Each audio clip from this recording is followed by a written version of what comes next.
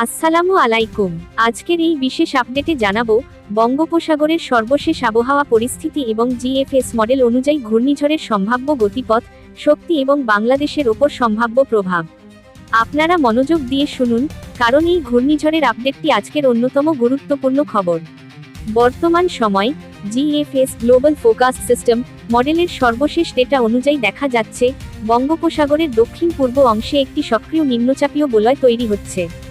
এটি বর্তমানে সমুদ্রপৃষ্ঠের কাছাকাছি অবস্থান করছে এবং মডেল অনুসারে এই সিস্টেমটি আগামী 24 থেকে 48 ঘন্টার মধ্যে আরও শক্তিশালী হয়ে গভীর নিম্নচাপের রূপ নিতে পারে।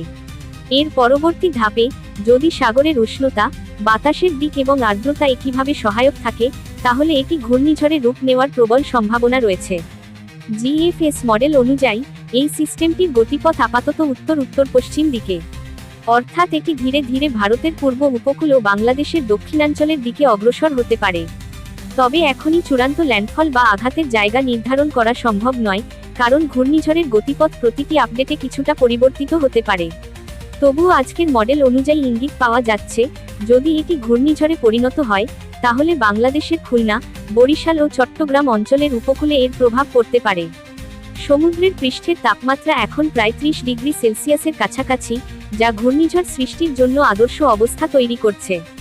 বায়ুমণ্ডলের উপরের স্তরে এখনও কিছুটা উইন্ড শিয়ার বা বাতাসের প্রতিরোধ দেখা যাচ্ছে, যা ঘূর্ণিঝড়ের দ্রুত বিকাশে বাধা হতে পারে। তবে যদি এই উইন্ড শিয়ার কমে যায়, তাহলে আগামী 2 থেকে 3 দিনের মধ্যেই সিস্টেমটি নাম পেতে পারে এমন এক মৌসুমের শেষ দিকের ঘূর্ণিঝড়ে পরিণত হবে। এখন প্রশ্ন আসছে, বাংলাদেশের ওপর এর সম্ভাব্য প্রভাব কি হতে পারে? যদি এই সিস্টেমটি পশ্চিমবঙ্গ বা ওড়িশার দিক দিয়ে না সরে গিয়ে সরাসরি উত্তর-পূর্ব দিকে আসে, তাহলে বাংলাদেশের দক্ষিণাঞ্চলে প্রবল বৃষ্টিপাত, জলোচ্ছ্বাস ও ঝড়ো হাওয়া দেখা দিতে পারে। বিশেষ করে কক্সবাজার, টেকনাফ, পটুয়াখালী, বরগুনা, খুলনা ও চট্টগ্রাম উপকূলে জলোচ্ছ্বাসের সম্ভাবনা থাকবে, যা 3 থেকে 5 ফুট পর্যন্ত বাড়তে পারে।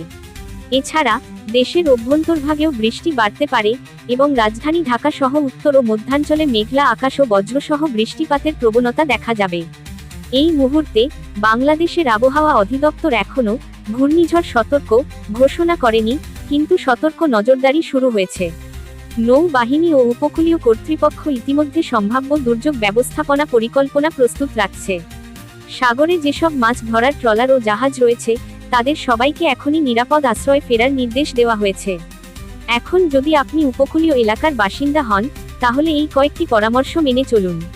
প্রথমত, আবহাওয়ার পরবর্তী বুলেটিন ও সরকারি ঘোষণাগুলো মনোযোগ দিয়ে শুনবেন। দ্বিতীয়ত, প্রয়োজনে আশ্রয়কেন্দ্রের অবস্থান জেনে রাখুন এবং ঘূর্ণিঝড়ের আগে পরিবারের সদস্যদের নিরাপত্তা নিশ্চিত করুন। তৃতীয়ত, নৌকা, ট্রলার ও ছোট জাহাজ এখনই তীরে ফিরিয়ে আনুন। এবং সর্বশেষে, মোবাইল ফোনে চার্জ রাখুন, শুকনো খাবার ও প্রয়োজনীয় ওষুধপত্র সঙ্গে রাখুন। আজকের জিএফএস মডেলের ভিত্তিতে সংক্ষেপে বলা যায়, বঙ্গোপসাগরে যে নিম্নচাপটি তৈরি হয়েছে, সেটি আগামী 2 থেকে 3 দিনের মধ্যেই গভীর নিম্নচাপে বা ঘূর্ণিঝড়ে রূপ নিতে পারে এবং এর সম্ভাব্য গতিপথ বাংলাদেশের উপকূলের খুব কাছ দিয়ে যেতে পারে। তবে এখনই আতঙ্কিত হওয়ার কিছু নেই, বরং সবাই সচেতন থাকুন ও প্রস্তুতি নিন। আপনি যদি উপকূলীয় অঞ্চলের বাসিন্দা হন, কমেন্টে লিখে জানিয়ে দিন আপনি কোন জেলা থেকে এই খবর দেখছেন। আর ভিডিওটি উপকারী মনে হলে অবশ্যই একটি লাইক দিন, আপনার বন্ধুর সঙ্গে শেয়ার করুন। আর নতুন আপডেটগুলো দ্রুত পেতে এখনই চ্যানেলটি সাবস্ক্রাইব করে পাশে থাকা বেল আইকনটি প্রেস করুন।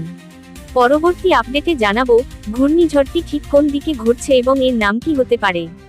ততক্ষণ পর্যন্ত নিরাপদে থাকুন, সতর্ক থাকুন।